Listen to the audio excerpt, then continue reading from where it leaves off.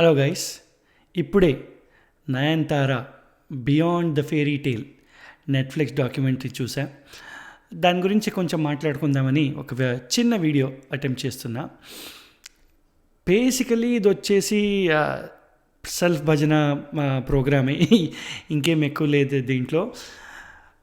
నాకు అనిపించినంత వరకు ఇది వాళ్ళు తమ మ్యారేజ్ గురించి చేసుకున్న video, the making of the marriage behind the scenes, దాన్ని ఒక మంచి డాక్యుమెంటరీ లాగా నెట్ఫ్లిక్స్కి అమ్ముకున్నారు.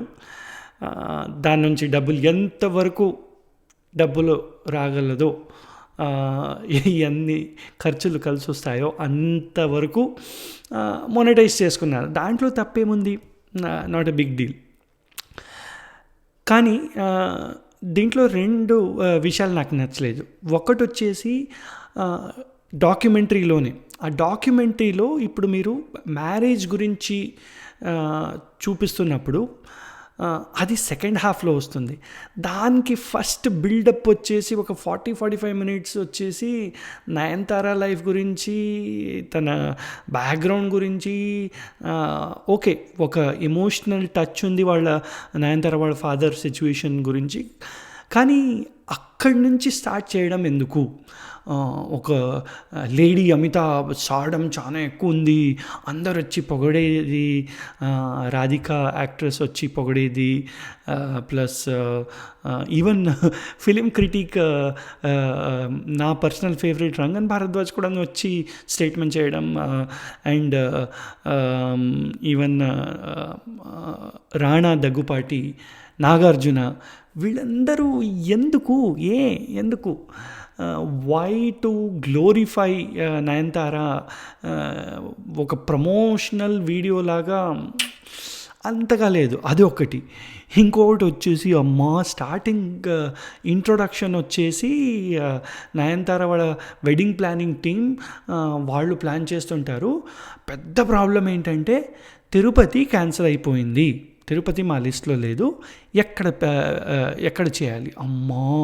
అంత ఫేక్ స్టేజ్డ్ అప్రోచ్ నేను ఎక్కడా చూడలేదు. అండ్ నయనతార సడన్గా టెన్షన్ తట్టుకోలేక లేచి బయటికి వెళ్ళి దీంట్లో కూర్చొనేస్తుంది, ఒక బెంచ్ మీద కూర్చొని ఆలోచిస్తూ ఉంటుంది, ఎన్ని కష్టాలు వచ్చేసినాయి నాకు అని. అంత ఫేక్ ఎందుకండి? అది స్టేజ్ అని క్లియర్ కట్గా అనిపిస్తుంది. ఓకే, దాన్ని చూసిన తర్వాత మెల్లమెల్లగా ఇట్ స్టార్ట్స్ ఆఫ్ తను డెబ్యూ ఎలా చేసింది, ప్లస్ తెలుగు ఫిలిం ఇండస్ట్రీలో కొన్ని కాంట్రవర్షియల్ పాయింట్స్ టచ్ చేశారు.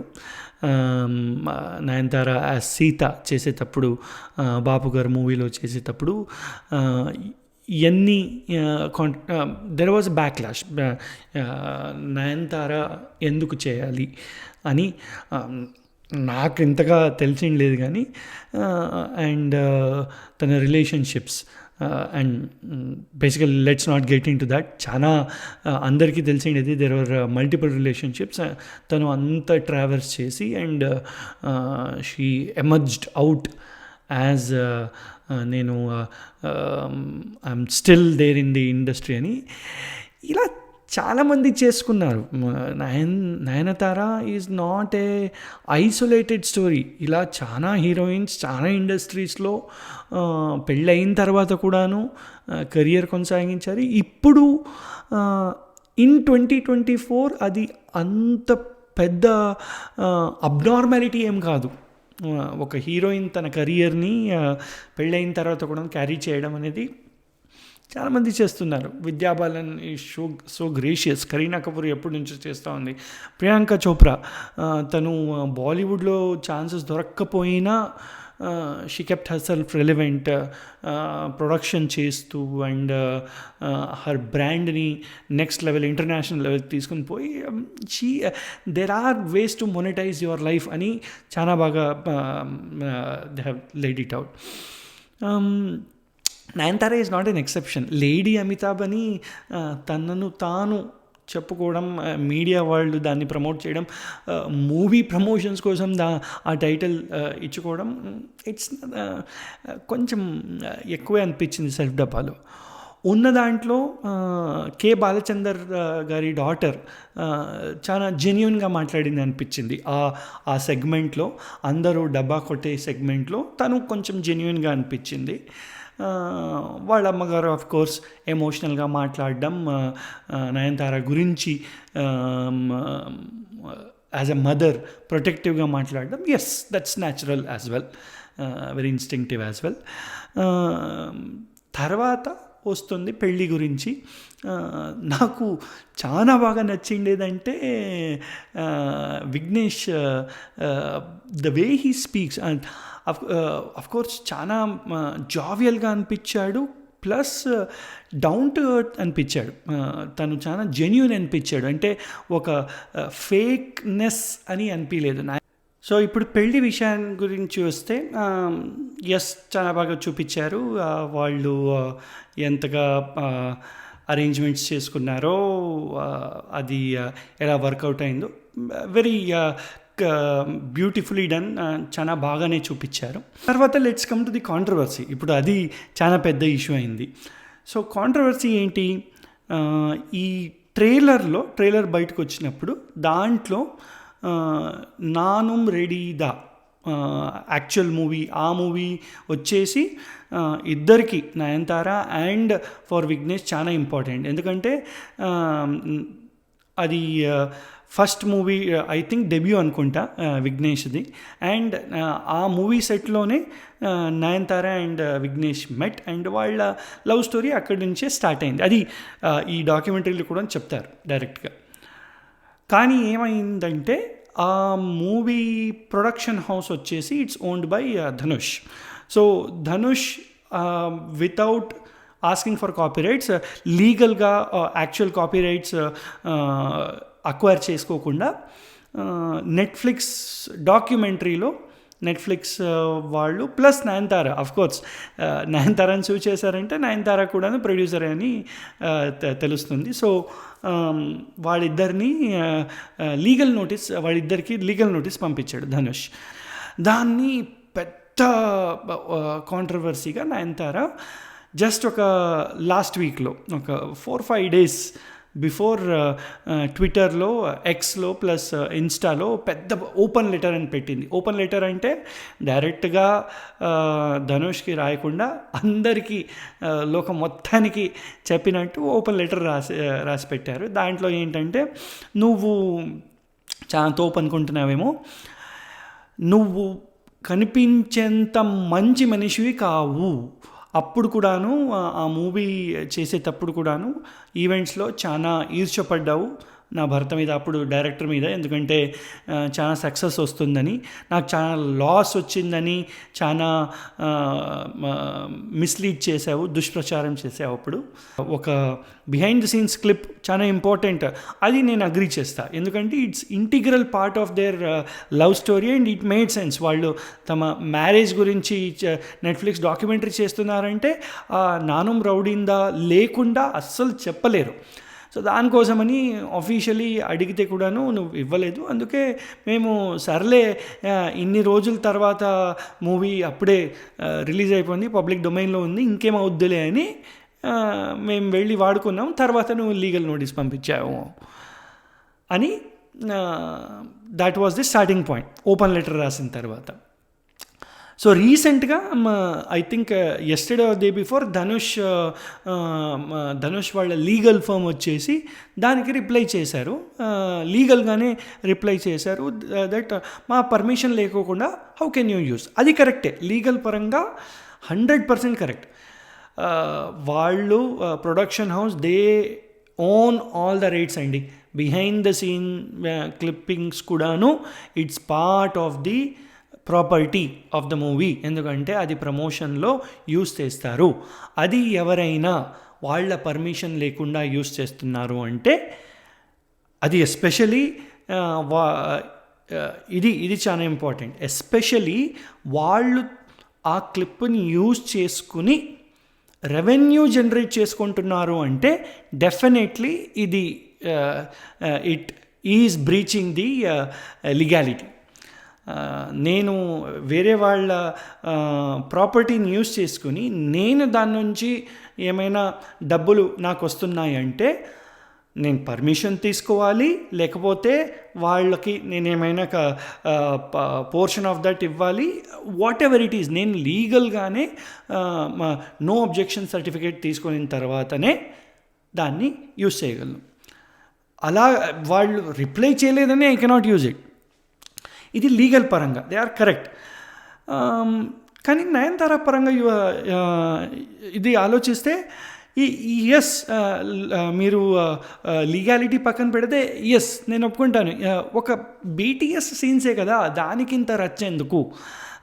ప్లస్ అది లేకుండా వాళ్ళ లవ్ స్టోరీ చెప్పడం అనేది ఇన్కంప్లీట్ అనిపిస్తుంది. So it is not possible and it does not paint the full picture. అది డెఫినెట్గా పర్మిషన్ ఇచ్చిండొచ్చు, దాంట్లో ఏముంది, మూవీ ఎప్పుడే రిలీజ్ అయిపోయింది కదా. అండ్ ధనుష్ గురించే చెప్తున్నారు కదా, నెగిటివ్గా ఏం చెప్పట్లేదు కదా మూవీ గురించి, పాజిటివ్గానే చెప్తున్నారు అక్కడ మీట్ అయ్యాము అని. What's the problem in that? అది కూడా కరెక్టే, క్వశ్చనింగ్ పరంగా కరెక్టే.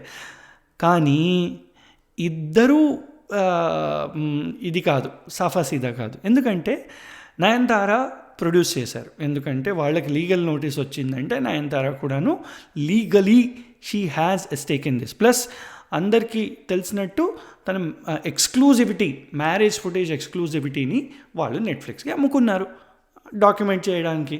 They have gain from that one. Plus వాళ్ళు ఈ ఫుటేజ్ రిలీజ్ ఈ కరెక్ట్ రిలీజ్ డేట్ దగ్గర వచ్చేంతవరకు ఎందుకు ఆగారు? పర్మిషన్ లేకపోతే, లీగల్ నోటీస్ వచ్చిందంటే దెన్ దాన్ని కట్ చేసి ఉండొచ్చు కదా, గొడవ లేకుండా పోయేది. దాన్ని కట్ చేసి ఎంత ఒక 1 minute కూడా లేదు దాని గురించి. సో ఆ ఫుటేజ్ని కట్ చేసి జస్ట్ మాట్లాడిండొచ్చు. దానికి legality, there is no legal implications. నేను ఈ మూవీలో మేము మీట్ అయ్యాము అంతే. విజయ్ సేతుపతి మాట్లాడారు, రాధిక మాట్లాడారు, అందరూ మాట్లాడారు, దాంట్లో ఏముంది? మీరు ఆ ఫుటేజ్ మాత్రం కట్ చేసేసి you could have done that. ఇంత ఫేక్ ఇంట్రొడక్షన్ చేశారంటే దాన్ని కూడా షూట్ చేసుకొని ఉండొచ్చు, దాంట్లో ఏముంది? కానీ ఇక్కడ నాకు అనిపించింది ఏంటంటే, ఇలా చేస్తే పబ్లిసిటీ ఎలా వస్తుంది?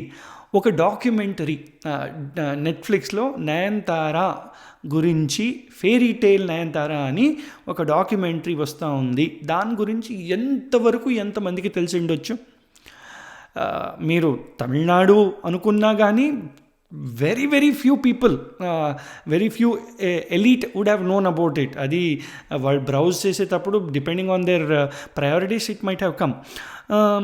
నార్త్లో అంటే ఇంకా మర్చిపోండి, నయనతార గురించి ఒక డాక్యుమెంటరీ చూసేవాళ్ళు ఐ డోంట్ థింక్ ఎవరు ఉంటారని. సో దీనికి పబ్లిసిటీ కోసమే చేసినట్టు చాలా బలంగా నమ్ముతాను నేను. సో ఎందుకు కాంట్రవర్సీ? జస్ట్ 2 days బిఫోర్, ఇది రిలీజ్ అయ్యే 2 days బిఫోర్ ఇంత రచ్చెందుకు రేపాలి? ఎందుకంటే కాంట్రవర్సీ సెల్స్. ఇప్పుడు కాంట్రవర్సీ చేశారు కాబట్టి ఎంతమందికి తెలిసింది, ఎన్డీటీవీలో వచ్చింది, అందరూ చూశారు. సో అందరికీ ఇది ఉంటుంది, క్యూరియాసిటీ ఉంటుంది, ఏం చెప్పారు, దాంట్లో ఏముంది అంతగా.